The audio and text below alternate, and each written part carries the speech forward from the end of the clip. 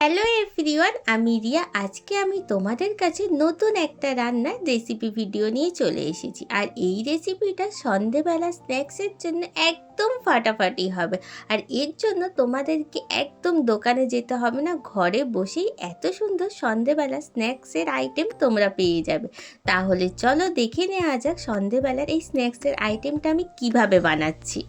আজকের যে রেসিপিটা বানাবো সেটা একদমই পুরোপুরি চিকেনের রেসিপি। তো সেই চিকেনের রেসিপিটার জন্য প্রথমেই আমি বোনলেস চিকেন কিনে নিয়ে এসেছিলাম 500 গ্রাম মতন। তো সেটাকে প্রথমেই ছুরি দিয়ে গোল গোল করে কেটে নিয়েছিলাম। তারপরে এই ছুরি দিয়ে সরু সরু করে কেটে নিতে হবে। এই সরু সরু করে কেন কাটছি সেটা যদি তোমরা পুরো ভিডিওটা লাস্ট পর্যন্ত দেখো তাহলে বুঝতে পারবে। তো তার মধ্যে আমার এইভাবে সরু সরু করে চিকেন কাটা হয়ে গেল। তারপরে একটা বাটির মধ্যে চিকেনটাকে আমি প্রথমে নিয়ে নিলাম। তো চিকেন নেওয়ার পরে এর মধ্যে মশলা অ্যাড করতে হবে। কি কি মশলা দিতে হবে সেটা দেখে নাও। তো এর মধ্যে প্রথমে দিয়ে দিতে হবে পরিমাণ মতো নুন, লঙ্কা গুঁড়ো, জিরে গুঁড়ো, ধনে গুঁড়ো, গোলমরিচের গুঁড়ো, আর অল্প 1 চামচ মতো দিয়েছিলাম আমি সয়া সস, আর দিয়েছিলাম 1 চামচ মতন ভিনিগার। আর এর মধ্যে দিয়েছিলাম লঙ্কা, আদা, রসুনের একটা পেস্ট, যেটাকে আমি আগেই করে রেখে দিয়েছিলাম। তারপরে ভালো করে মশলাটাকে মিক্স করে নিয়ে ওই 15 থেকে 20 মিনিটের মতন আমি এটাকে চাপা দিয়ে রেখে দিয়েছিলাম। এরপরে আমি 3 প্যাকেট মতো নিয়েছিলাম কুরকুরে। এবার সেটাকে আমি মিক্সার গ্রাইন্ডারের মধ্যে অল্প হালকা করে পেস্ট করে নিয়েছিলাম। একদম মিহি করে গুঁড়ো করিনি, কারণ বেশি গুঁড়ো করলে একদম ভালো লাগবে না, সেই জন্য। তারপরে ওই গুঁড়োটাকে একটা জায়গায় রেখে দিলাম।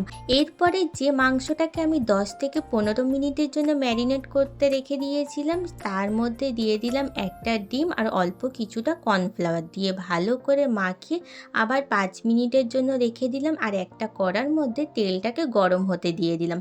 আর ততক্ষণে যে কুরকুরের গুঁড়োটাকে রেখে দিয়েছিলাম তার মধ্যে মাংসটাকে ভালো করে কোট করে নিলাম। কোট করা হয়ে যাওয়ার পর তেলটাও তো ততক্ষণে গরম হয়ে গিয়েছে, আর তার মধ্যে দিয়ে দিলাম মাংসগুলোকে। দেওয়ার পরে একদম দোকানের মতন ফ্রেঞ্চ ফ্রাইয়ের মতন খেতে হয়েছিল।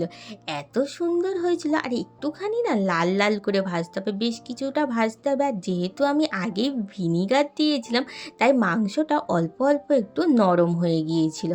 তাহলে এবার বুঝতে পারছো তো কেন আমি চিকেনটাকে লম্বা লম্বা করে কেটেছিলাম, কারণ দেখতে অনেকটা ফ্রেঞ্চ ফ্রাইয়ের মতন হলেও খেতে কিন্তু কুরকুরে চিকেন ফ্রাইয়ের মতন হবে।